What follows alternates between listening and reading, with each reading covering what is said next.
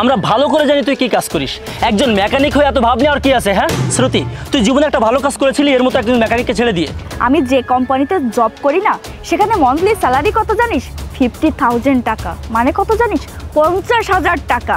আর তুই সামান্য একটা মেকানিক। Shut up! উনি আমার বস, মানে তোমার বসেরও বস, আর তুমি তার কোম্পানির একজন সামান্য কর্মচারী হয়ে বসের সাথে খারাপ ব্যবহার করছো। এই যে ভাই, আমাদের গাড়িটা স্টার্ট। আরে শ্রুতি, তোর এক্স বয়ফ্রেন্ড দেখে এখন মেকানিকের কাজ করছে। আরে তা তো দেখতেই পাচ্ছি, আমার খুব ভালো করেই মনে আছে কলেজ লাইফে আমার পিছু পিছু ঘুরতো। ভালোই হয়েছে আমি ওকে ছেড়ে এসেছি, নাহলে আমারও তো এখন রাস্তায় রাস্তায় ঘুরতে হতো। শ্রুতি, এটা অনেক আগের কথা। আগের কথা হোক আর এখনকার কথা হোক, তুই তোকে দেখ আর আমাকে দেখ, কতটা ডিফারেন্স। শালার ভিখারি কোথাকার। শ্রুতি, একটা বিষয় কিন্তু আমার মাথায় আসছে না, তুই আমাদের কলেজ টপার হয়ে কি করে এই মেকানিকের সাথে রিলেশন করেছিলি? আরে ভাই, আপনারা আমাকে ভুল বুঝছেন, আগে আমার কথাটা শুনুন। এই মেকানিকের বাচ্চা, তোর কথা কি শুনবো? তোর সাথে কথা বলার মতো ইচ্ছা আমাদের নেই, তবুও বিপদে পড়ে তোর সাথে কথা বলতে হচ্ছে। আচ্ছা যাই হোক, এসব বাদ দে। এই দেখ তো আমাদের গাড়িতে কি হয়েছে। সরি, আমি এসব কাজ করি না।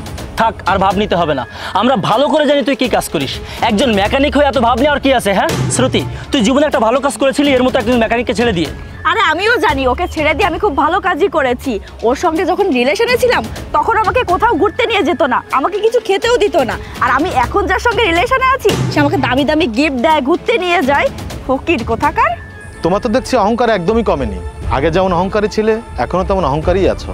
আরে আমার অহংকার থাকবে না তো কার অহংকার থাকবে? আমার কি টাকা পয়সা গাড়ি বাড়ি কোনো কিছুর কম আছে নাকি? আমি যে কোম্পানিতে জব করি না সেখানে মান্থলি স্যালারি কত জানিস?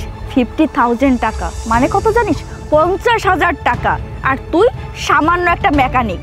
আরে শ্রুতি, তুমি এসব কি বলছো? একটু বেশি বেশি বলে ফেলছো না? আমি যা বলেছি একদম ঠিকই বলেছি। ঠিক এই কারণে আমি তোকে ছেড়ে চলে এসেছিলাম। আমি ভেবেছিলাম তোর টাকা পয়সা গাড়ি বাড়ি সব কিছুই আছে, কিন্তু পরে যখন আমি জানতে পারি তোর কিছুই নেই তখন আমি তোকে ছেড়ে চলে আসি। শ্রুতি, তুমি এইভাবে বলো না প্লিজ, আমি তোমাকে সত্যি অনেক ভালোবাসতাম। আরে রাখ তোর ভালোবাসা, তোর মতো ভিখারির মুখে এই কামলা মেকানিকের মুখে ভালোবাসার কথা মানায় না। এই যে ভাই, এখন কিন্তু একটু বেশি বেশি হয়ে যাচ্ছে। বাবা, ভিখারির আবার সম্মানে লেগেছে, কানের নিচে দুটা দিলে সব ঠিক হয়ে যাবে। আরে কি হচ্ছে এখানে? আরে বস, আপনি এখানে? কেমন আছেন আপনি? ভালো আছি স্যার।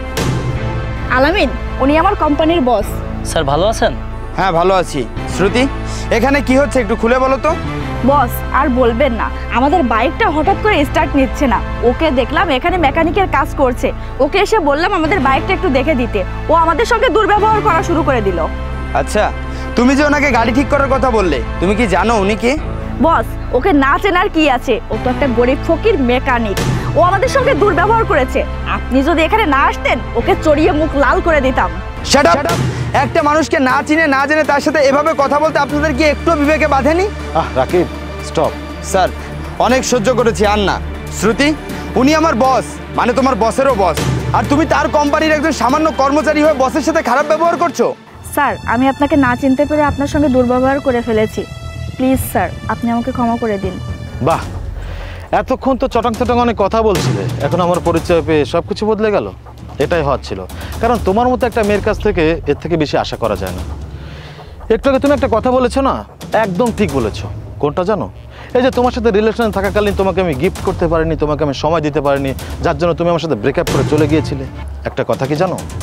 একটা রিলেশনের ভিত্তি কখনো গিফটের মাধ্যমে হয় না, সময়ের মাধ্যমে হয় না, যেটা হয় মনের অন্তরস্থল থেকে, যেটা তোমার মতো একটা মেয়ের কাছ থেকে কখনোই আশা করা যায় না।